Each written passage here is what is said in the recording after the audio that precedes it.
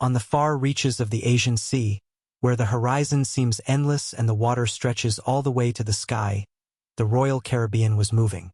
George Smith and Jennifer, a young couple who had just become husband and wife, stood on deck, feeling the wind in their hair and contemplating this majestic nature of the Asian Sea, spread out before them like a vast life full of promise and plans.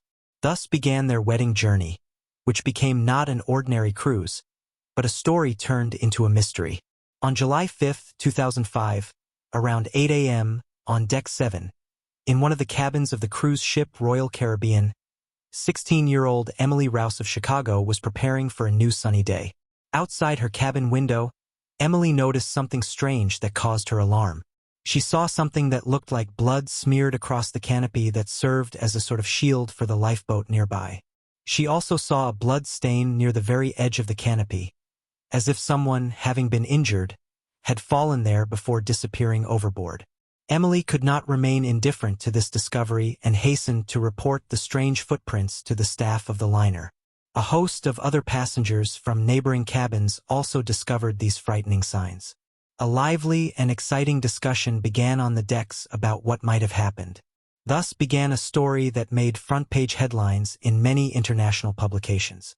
Just days after a happy young couple embarked on their honeymoon Mediterranean cruise, the happiness of the young people was suddenly cut short by an inexplicable, terrible event that unfolded in cabin number 962. The versions of what happened were varied and confusing, including an accident, possible robbery, or even premeditated murder, and the investigation became a puzzle for the police.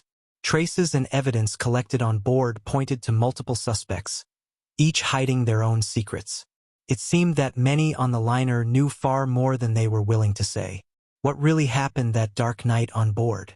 That is the question that detectives, journalists, and all those following this mysterious story are asking themselves. George Smith was a cheerful, inquisitive, and bright young man. He was born in the small town of Greenwich, Connecticut. His childhood was a happy one, filled with the joy and support of his family, which came first for George, and he always maintained a close relationship with his parents and his sister, Bree. His father, George Smith Sr., owned a liquor store and ran it himself. The family business was not just a job for him, but a true passion. In 2000, the younger George Smith successfully completed his higher education in business at Babson College, which is located in Massachusetts. After graduation, he worked for several years in Boston as a computer data mining analyst. However, his heart had always belonged to the family business. After making an informed decision, George decided to return home to help his parents run the store under his father's guidance. He was going to learn the ins and outs of the family business so that he could take over the store in the future and allow his parents to enjoy a well-deserved vacation. In 2002, at one of his reunions with friends, George Smith met a girl who became his life partner. Jennifer was also a Connecticut native and had just received a job offer as an elementary school teacher. She was bright, beautiful, and ambitious. Just like George himself, the young people were completely enamored with each other. George's parents were also delighted with his chosen one. 3 years later, in 2005, when George was 26 years old, the couple decided to get married and start a new chapter of their lives. They celebrated their wedding at Castle Hill, located in the picturesque town of Newport, Rhode Island, and the ceremony itself took place on the ocean front. It was a location perfect for such an important event in their lives. Immediately after the ceremony, the newlyweds went on a wedding trip, choosing a cruise on a luxury liner, one of the majestic ships of Royal Caribbean. The tour, lasting 12 days, involved sailing the beautiful waters of the Aegean Sea. Their journey began in Barcelona on June 29th and included stops on the French Côte d'Azur and then along the coast of Italy. Aboard the liner, George and Jennifer quickly struck up a friendship with another couple and a young man named Asen from California. 20-year-old Josh Asen, a man with a keen sense of humor, quickly won George's friendship, and onward the merry company enjoyed spending time together. On July 1st, when the liner moved off the Italian coast, they decided to go ashore together and have fun all day.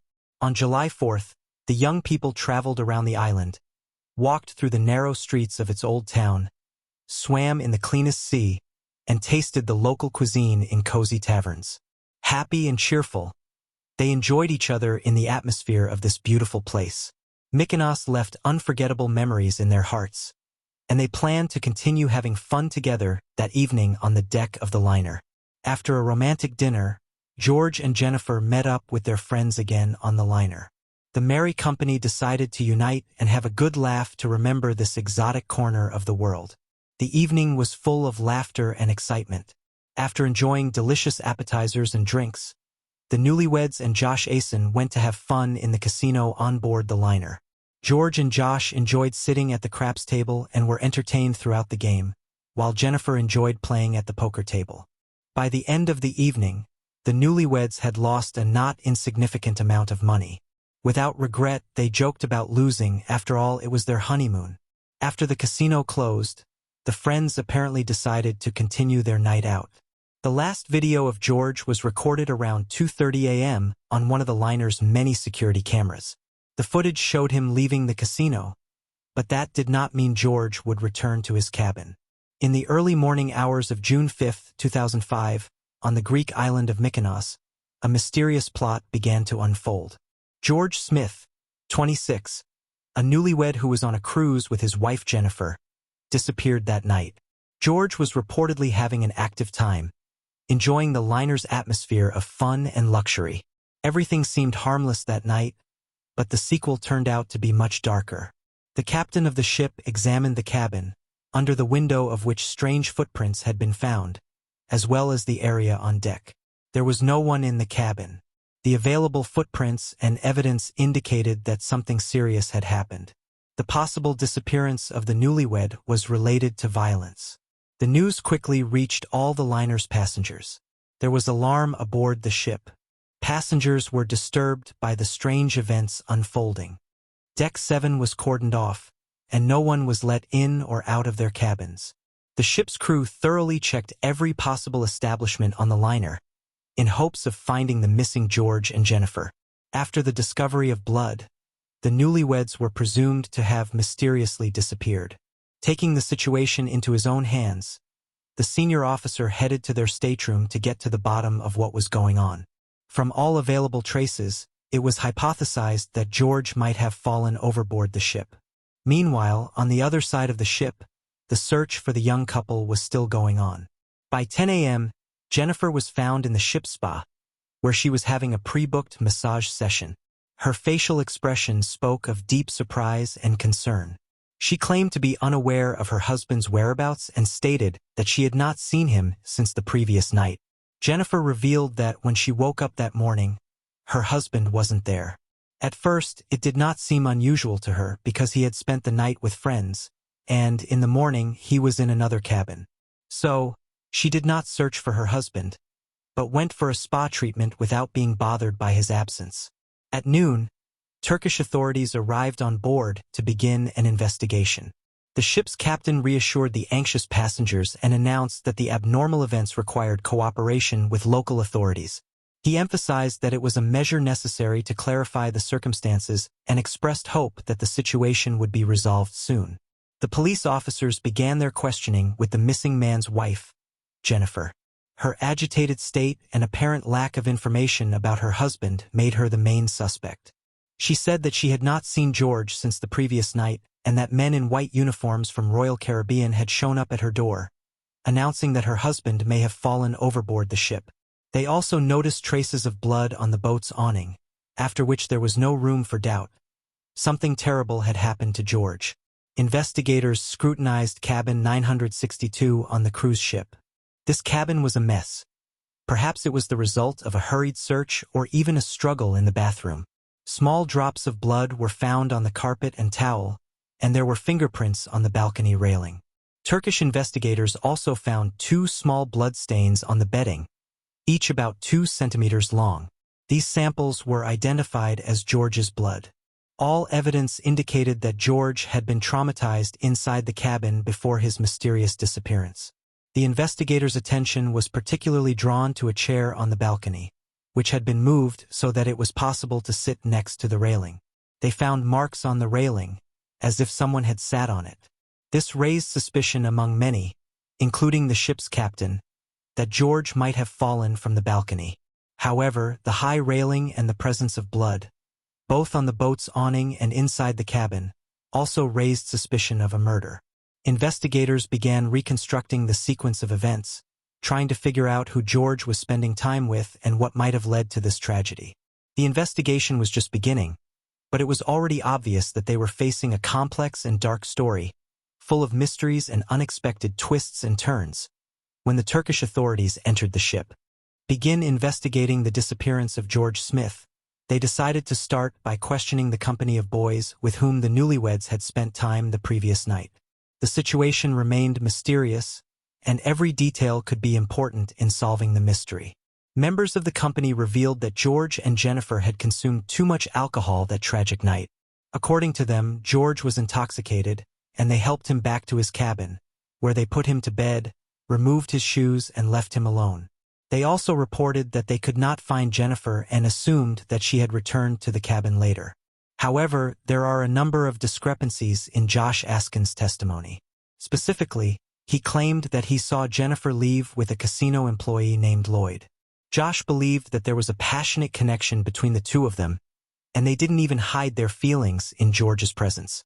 But video camera footage showed that at 3:30 a.m., Jennifer stumbled away, leaving George with her new friends, and key card data indicated that he returned to his cabin at 3:25 a.m., which was confirmed by his girlfriend, whom he woke up upon entering the cabin.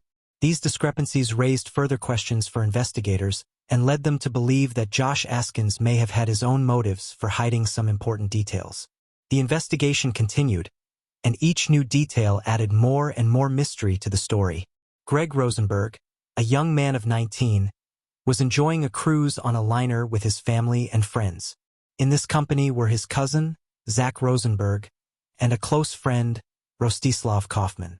All three, despite their Russian roots, held American passports and lived in New York City.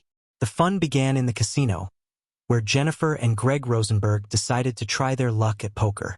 The mutual gambling lasted until late at night, and when the casino closed at 2:30 a.m., the group of guys decided to continue the fun together.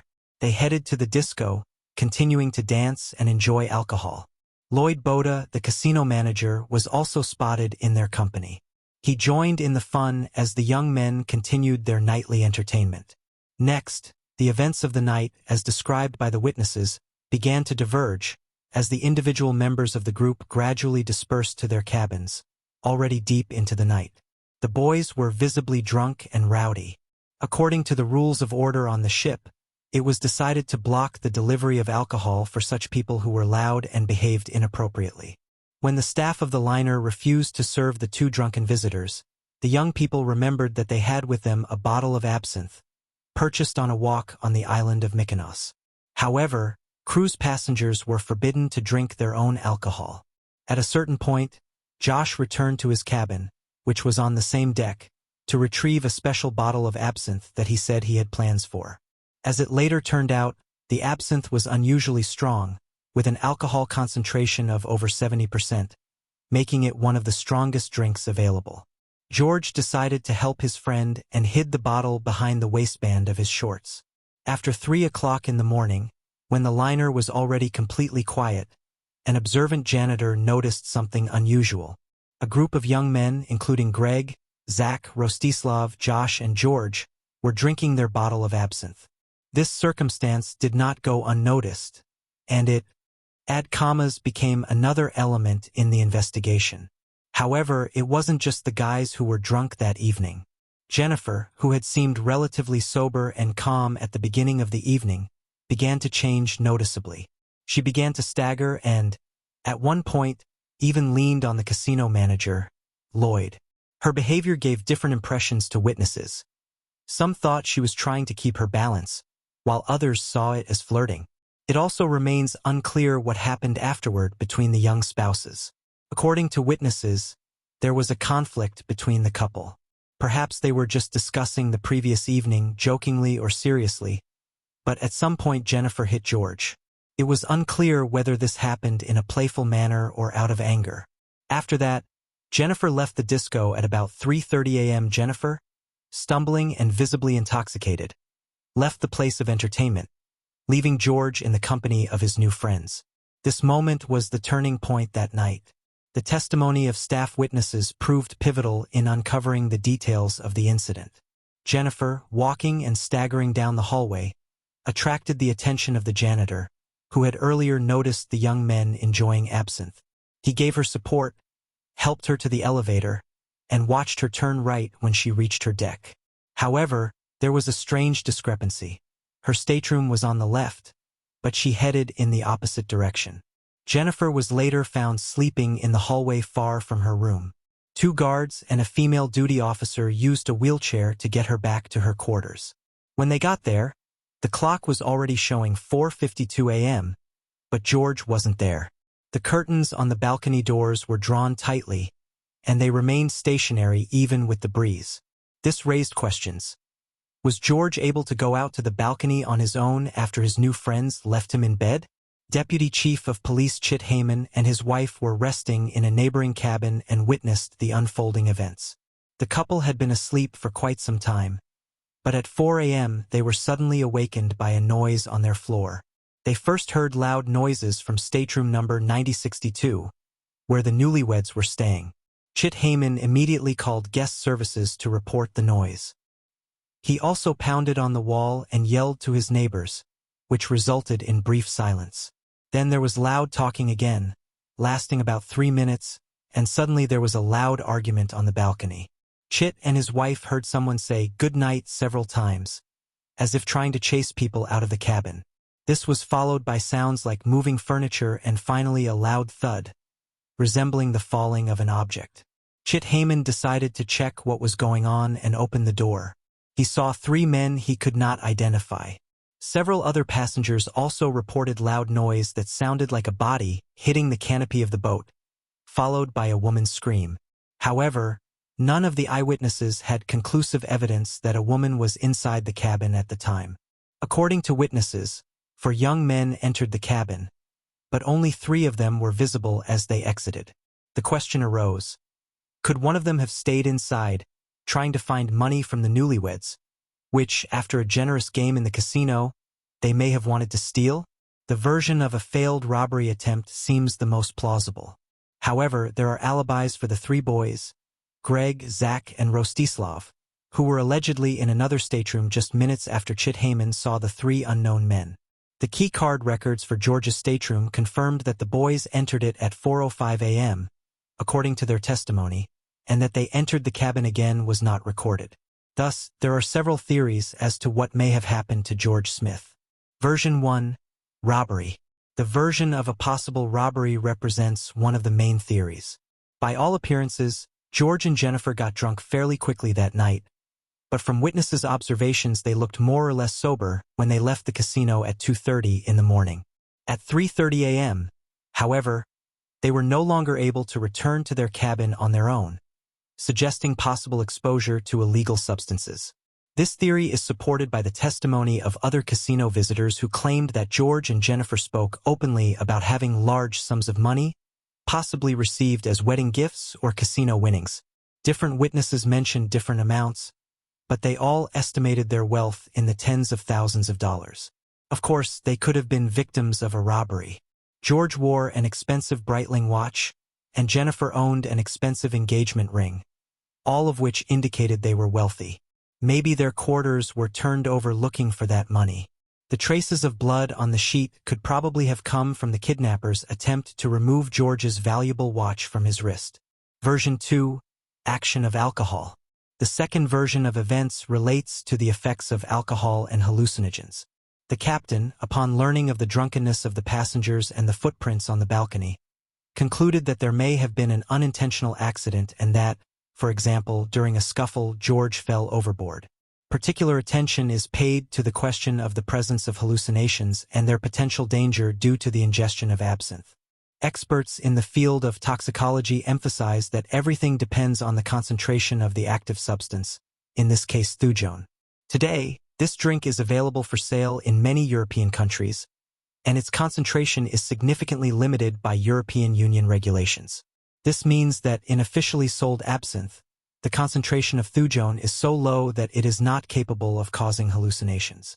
However, illegally made absinthe with a much higher concentration can be found on the black market, which in theory can cause hallucinations. This seems unlikely in this case, as the absinthe the Smith couple purchased was bought officially in Europe and could not have caused such effects.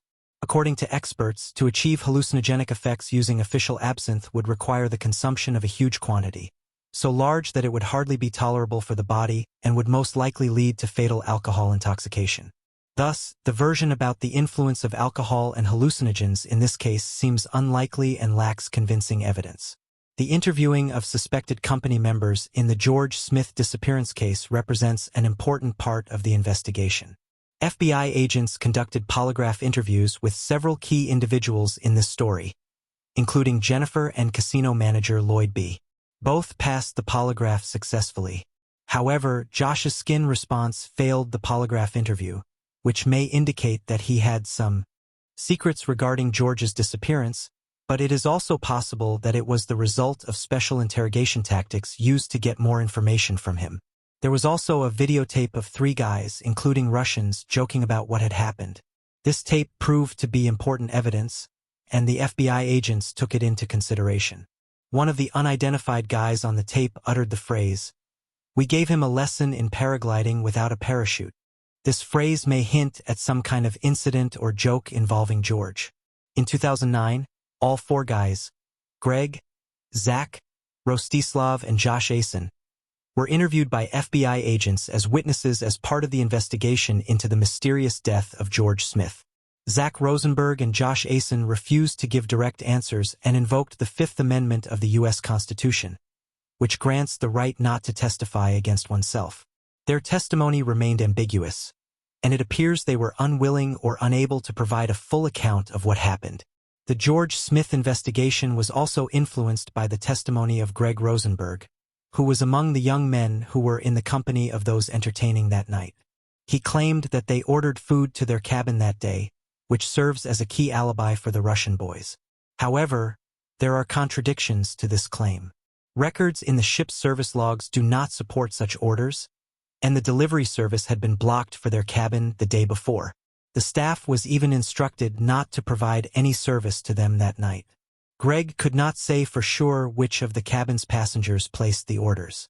When asked about the nature of the relationship between George and Jennifer, witnesses gave different answers based on their observations and recollections.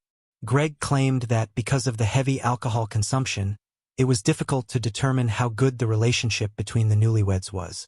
He emphasized that everyone in the group was highly intoxicated. From his testimony, it was impossible to draw definite conclusions about the nature of their relationship. Josh Asen provided information that Greg left the cabin after ordering food. However, Greg denied this claim, stating that he never left. These contradictions made the investigation even more complex and required further verification. In fact, what was important in Greg's words was that he had no information about whether Jennifer or Lloyd B. were involved in George's disappearance, but he insisted that the event was not accidental. The young man claimed that something crazy happened that night that would be revealed to everyone sooner or later. In December 2019, Greg Rosenberg was murdered, and his death also remains unsolved. Police are looking into a possible link between his murder and the death of George Smith. The mysterious disappearance of George Smith became a real mystery that cast a shadow on his family. The situation became more and more complicated, and the behavior of the relatives after this tragedy attracted the attention of both the public and law enforcement agencies. The Smith family continued to press the authorities, demanding that the truth and justice be revealed. The case of George's disappearance was transferred from the FBI's Connecticut Regional Office to the FBI's New York office. Their persistence, and more importantly their ability to get the public's attention through the media, yielded little result. To try to solve this dark secret, the family offered a $100,000 reward for information that could help find and punish those responsible. They also called for a boycott of the shipowner company, which they believed was trying to cover up the incident to protect profits. The relationship between the parents and George's young wife, Jennifer, was disrupted after the incident. A thorough review of her behavior began publicly. She seemed too collected, too measured. Her reticence and unwillingness to share enough information raised suspicion. She claimed to be following the instructions of FBI agents and doing only what she was told. The Smith family, in their search for justice and truth, eventually lost faith in Jennifer when she accepted an offer from the cruise company to settle the lawsuit independently for $1 million. The move seemed to them like a betrayal and an escape from further allegations against the crew and organizers. The Smith family was disappointed by the lack of transparency in the Turkish authorities' investigation and felt that Jennifer was too quick to accept the offer. They were convinced that Jennifer was hiding something and was not showing proper interest in finding out what had happened. Jennifer herself claimed that she remembered almost nothing from that night after 2:30 a.m. and was not even aware that the liner staff had found her in the corridor and returned her to her cabin. The Turkish investigation did not satisfy the Smith family, and, skeptical of the official findings, they decided to take justice into their own hands and enlisted the help of independent forensic scientist Henry Lee. Henry Lee conducted a series of studies in the cabin and on the balcony, the results of which were not included in the official investigation. These investigations revealed key information about what had happened and could confirm one of the two main versions of events: murder or accident. According to Henry Lee, the height of the balcony makes a fall from it possible. He proved it could have been the result of a third party pushing George, or, in an insane state, George could have climbed onto a chair by himself and fallen. Nevertheless, the latter version raised many questions and doubts. The expert intended to conduct an experiment to simulate a fall from the balcony, but the owner company of the liner refused this request. George's relatives claimed that this decision was made to hinder their attempts to establish the truth. Henry Lee also conducted investigations in the cabin, on the balcony, and on the boat, but the results of these investigations remained unavailable to the public. At the same time, the FBI stepped in and began conducting their own investigation. Many of their findings and discoveries also remained secret. Obviously, the FBI's focus was on the 4 young men who spent the night with George, Josh Asen, and the 3 Russians, Greg, Zach Rosenberg, and Rostislav Kaufman. Their testimony was largely inconsistent with that of the other witnesses, making the situation strange and confusing. The story of George Smith's disappearance continues to be a deep mystery, shrouded in unknown circumstances. With a lengthy investigation and many theories, the Smith family and his loved ones continue to strive to find out the truth. They initially suspected Jennifer, but later were able to be convinced of her innocence. Add commas, increase the payout amount of the lawsuit against the company. This amount was divided among the family, and they secured the release of the results of the investigation of the ship owners' company, including witness statements and other information. Jennifer was left with memories of her first husband and dedicated herself to charitable organizations in his memory, striving to do good. Several years later, she remarried. Despite the FBI's efforts and long investigations, they never found out what really happened or where George's body was located. Eventually, the case was closed, and the incident was ruled an accident. The FBI determined that there was not enough evidence to continue the investigation, so says the official statement of the Federal Bureau. The mystery of George Smith's disappearance remains unsolved. His family remains in search of answers as to the cause of his death. The inability to honor George's memory at his grave is agonizing for his loved ones, and they remain hopeful that, sooner or later, they will be able to solve the mystery and finally learn the truth. Thanks for watching, guys. Subscribe to the channel. There are many shocking stories ahead.